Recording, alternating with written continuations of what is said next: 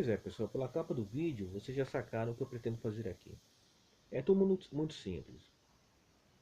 Obviamente, quem acompanha meu canal já deve ter tido contato, né, com aquele esquerdista de Facebook que adora dizer que a Dilma, ainda hoje, adora dizer que a Dilma sofreu golpe, que o Trump é racista, que Bolsonaro é claro, né? Bolsonaro é fascista, né?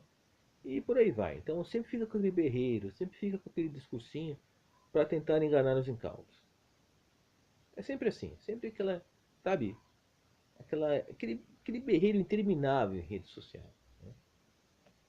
E esse sujeito, ele tem aquela capacidade, se podemos dizer assim, em escapar de certos debates.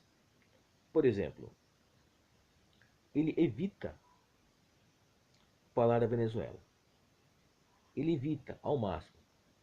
Ou quando fala, busca certos absurdos para tentar justificar o regime venezuelano. Ó, para que vocês entendam, o que é que ele faz? Ele diz, por exemplo, que se na Venezuela milhões de pessoas estão passando fome, é porque os empresários, em conspiração com os Estados Unidos, eles estão ah, armazenando alimentos, estão estocando alimentos, escondendo do público. Então eles não estão vendendo. Ou seja, se o país está em crise severa alimentar, é por causa deles. Porque esses empresários malvados, né, apoiados pelo capitalismo estadunidense, eles estão evitando que a comida vá para os supermercados, que a comida seja comercializada e o povo passa fome. Claro, esse pessoal não tem como provar que isso acontece. Eles simplesmente não tem como provar isso. Provar que os alimentos não estão sendo vendidos. Até porque, se os alimentos não estão sendo vendidos, eles estragam. E quem é que vai cobrir o prejuízo? Aí esse pessoal fala, ah, mas os americanos cobrem, né? Eles cobrem o prejuízo, eles acabam dando dinheiro para os empresários para eles continuar o processo de novo. Pois é, então a escassez ela é financiada por fora, segundo essa turma. Simples assim, para quê? Para que em algum momento o governo entre em colapso.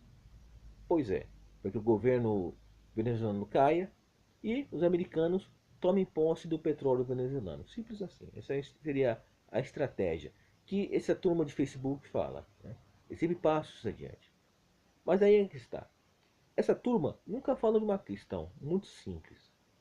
A quase totalidade do petróleo que a Venezuela exporta vai para os Estados Unidos. Os Estados Unidos é o maior importador de petróleo da Venezuela. Ou seja, se o Trump quisesse derrubar o governo venezuelano, bastava não comprar mais. Simples, não compra. Será que a China ia comprar todo o resto? Será que a China ia conseguir comprar todo esse excedente que não seria comprado pelos Estados Unidos? Aí o regime cairia, pois o pouco dinheiro que a Venezuela recebe não viria mais. Aí é que tá. E o colapso do regime seria inevitável. Mas eles não fazem, porque não se interessam, os Estados Unidos não estão interessados nisso. Por quê? Porque eles compram petróleo venezuelano, apesar de tudo que está acontecendo lá. Mas o Trump poderia fazer isso se o quisesse. Bastava não comprar mais. Então é muito mais simples do que uma estratégia absurda de ficar durante anos, porque isso aí é velho, escuta há muito tempo, ficavam supostamente dando dinheiro para os empresários malvados da Venezuela, pois é, estocarem comida e não venderem para o público. Aliás, eu pergunto que empresários são esses, já que grande parte da elite empresarial venezuelana já migrou. Migrou para Miami, migrou para Madrid, né? Pois é, migrou para Colômbia, para o Panamá, quer dizer, as pessoas estão abandonando o país. Isso começou com o pessoal classe mais alta, que era contra o governo Hugo Chávez. Começaram simplesmente a migrar. E atualmente o que nós vemos? Nós vemos aqueles venezuelanos mais pobres, né, com já uma condição social bem humilde, né, estão simplesmente a pé atravessando a fronteira do Brasil e buscando refúgio aqui. Algo que acontece todo o dia. Simples assim.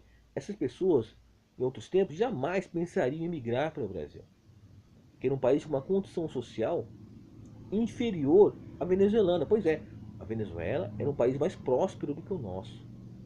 Os brasileiros migravam para lá. Mas hoje o que nós vemos? nós vemos aquelas pessoas vindo para cá. Ou seja, o socialismo bolivariano, ele afundou a Venezuela. O país era rico, se comparado aos seus vizinhos, e agora é pobre, comparando aos seus vizinhos. Teve até uma notícia de semana passada, alguns soldados venezuelanos invadiram o território da Guiana, a ex-Guiana inglesa. Aí vocês pensam, mas invadiu? Então o Maduro está querendo invadir a Guiana? Não. Eles invadiram por conta própria. Para quê? Para roubar comida. Eles disseram para os guianenses que eles não tinham comida, que eles não recebiam alimentos há muito tempo, né? E estavam passando fome. O que fizeram? Entraram no território da Guiana para roubar comida do país vizinho. Então aí vocês percebem que uma coisa é séria. Quer dizer, militares venezuelanos roubando comida da Guiana. Aí se percebe que uma coisa é grave. Como o fracasso daquele regime é retumbante. Só que aí que tá, quando eu falo de fracasso, é preciso deixar em conta o seguinte: eu não sou um cara ingênuo em relação a essa questão de que os comunistas insistem em uma ideologia porque eles acreditam nela, eles nunca querem chegar que a ideologia jamais funcionará. Não é isso. Não é isso não. Essa ideologia é um fracasso para o país, mas nunca é um fracasso para a classe dirigente. Aí é que tá. Nunca é. Durante décadas, por exemplo, eu falei sobre isso num vídeo antigo, né? Um vídeo que eu falo sobre marxismo cultural e novelas, mas vou repetir aqui. Durante décadas, a Albânia foi um dos países mais pobres da Europa, sob o domínio do Enver Hoxha, que depois ele morreu em 85, 1985, ele foi sucedido pelo Rami Zalia. Ora, a Albânia era um país extremamente pobre, né? Um país onde a Coca-Cola entrava por contrabando e era bebida como licor, um país em que na maior parte do território não existiam açougues refrigerados, né? Quer dizer, as pessoas, né, comiam carne em poucas ocasiões, se não me engano, apenas em datas festivas. E a fome era algo comum, né? O país com o maior índice de desnutrição, né, da Europa, né? Maior mortalidade infantil, problemas sociais bem graves. Só que aqui tá. As pessoas pensam, ah, mas isso é um resultado do fracasso da ideologia que eles aplicavam lá, né? Aquele tipo de socialismo em particular criado pelo Hodja. Não, não é bem isso. Era um fracasso para a maior parte da população, prejudicava a população. Só que não era um fiasco para a elite, a classe dirigente. A classe dirigente vivia muito bem, tinha um padrão de vida ótimo. A elite albanesa viajava para o exterior, conhecia a Suíça, conhecia a França, enquanto que uma parte do povo nem sabia o que era uma fruta tropical. Tá? Eles não sabiam. Muitos albaneses só vão saber o que era banana quando eles começaram a fugir para a Itália. Era desse jeito, essa é a realidade. Na Venezuela também tende a ser assim. Se a ideologia é um fracasso para a população, pois a economia não funciona devidamente, tão dependente do petróleo como é hoje, com os baixos preços, não é um fracasso para a classe dirigente, que vive muito bem, que tem um ótimo padrão de vida. Pois é, o socialismo nunca é um fracasso para aqueles que têm o controle dos meios de produção, para aqueles que administram os meios de produção. Pois é desse jeito. Nunca é um fracasso para eles. A massa sofre, a massa convive com a escassez, com a falta de recursos. Mas aquela minoria que está lá no topo do poder, ela vive muito bem. Ela vive de uma forma muito confortável. Pois é como no caso das Coreias. A Coreia do Norte ela fica na parte mais rica em recursos naturais da península. Quase toda a riqueza mineral da Península Coreana está no norte. O sul é pobre em recursos minerais. As únicas vantagens que o sul tem a Coreia do Sul tem em relação à Coreia do Norte é que possui uma maior área de solo arável, né, e tem um clima mais ameno, enquanto que no norte o clima é mais rigoroso, né, e mais montanhoso. Mas é riquíssimo em minérios. Diz até que poderia haver petróleo, né, no litoral norte-coreano. Só que, a despeito de tudo isso, é justamente o país mais pobre. Por quê? Se a Coreia do Sul ela tem uma economia, se não me engano, do tamanho da Espanha, acho que até maior que a espanhola, A Coreia do Norte tem uma economia similar à de Gana na África. Mas aí que tá. O povo norte-coreano sofre então, sofre com pobreza, sofre com falta de alimentos, com aquelas coisas, né? Temos, por exemplo, a questão da grande fome na Coreia do Norte, nos anos 80, que eles chamam de marcha da tribulação, né? Tem todo um papo, parece que 3 milhões de mortos, de 1994 a 1999. A elite norte-coreana, ela vive bem. Ela tem uma condição muito confortável. A família Kim é riquíssima. Ela tem muito conforto. Ou seja, ela vive de forma extraordinária, né? Para os padrões até ocidentais, né? Dizem que o fundador da família Kim, o Kim Il-sung, ele, nossa, ele tinha um harém, né? Dizem que o filho dele, o Kim Jong-il, né? O pai do atual presidente, né? Ele importava prostitutas da Europa. Pois é, e foi o maior importador de um licor europeu no mundo. Um licor que ele importava para distribuir para os militares, né? Para distribuir para o restante da nomenclatura norte-coreana como forma de ganhar apoio. Aquela questão de importar presentes caríssimos, né? E dá-los, né? Para outros membros da elite, para que essa elite continue apoiando, né? É uma questão interessante, né? Como funcionam esses países, né? Por exemplo, o fundador da dinastia Kim, o Kim Il-sung, era chamado de grande líder. O, o filho dele, o Kim Jong-il, era chamado de. Continua a ser chamado, claro, né? De querido líder.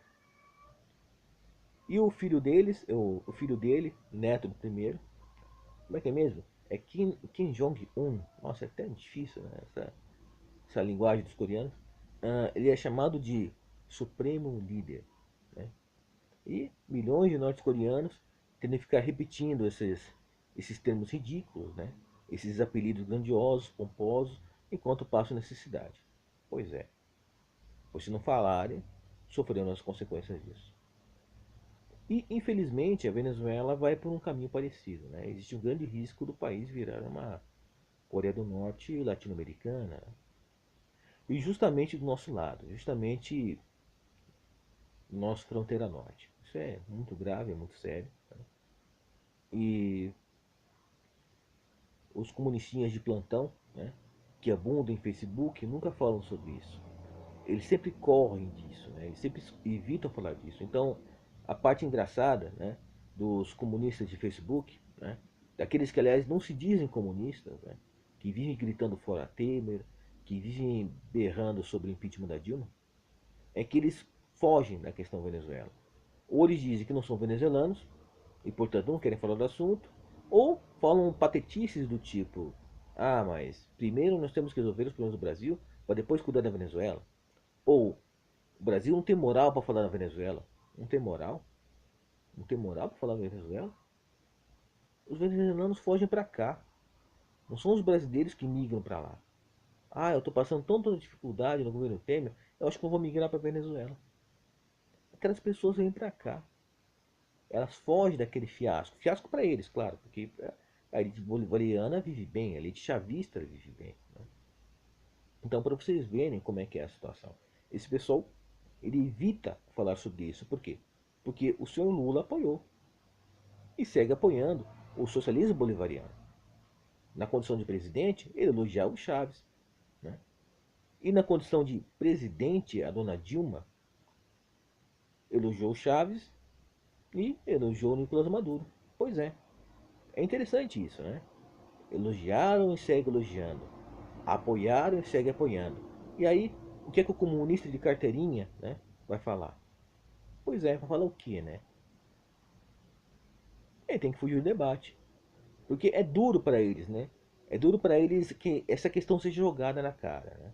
Que a gente pegue e fale, mas olha só a Venezuela, olha a situação do país. O que você tem a falar sobre isso? O que você tem a dizer sobre isso aí? O Lula, que você tanto apoia, elogiou aquele, tem elogiado aquele pessoal, tem elogiado aqueles tiranos.